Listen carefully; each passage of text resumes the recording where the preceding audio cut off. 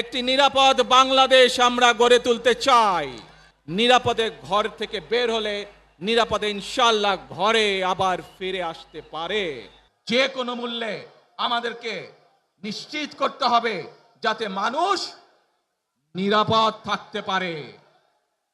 শিশু হোক, নারী হোক, পুরুষ হোক, যে কোনো বয়স, যে কোনো শ্রেণী, যে কোনো পেশা, যে কোনো ধর্মের মানুষ যেন নিরাপদ থাকে, এই হোক আমাদের চাওয়া। আজকে বিগত 15 বছর স্বৈরাচারের বিরুদ্ধে শত শত হাজারো গুম খুনের শিকার হয়েছে শুধু রাজনৈতিক দলের সদস্য নয়, নিরীহ মানুষের প্রতিবাদ করতে গিয়ে অত্যাচার নির্যাতনের শিকার হয়েছে, জীবন দিয়েছে।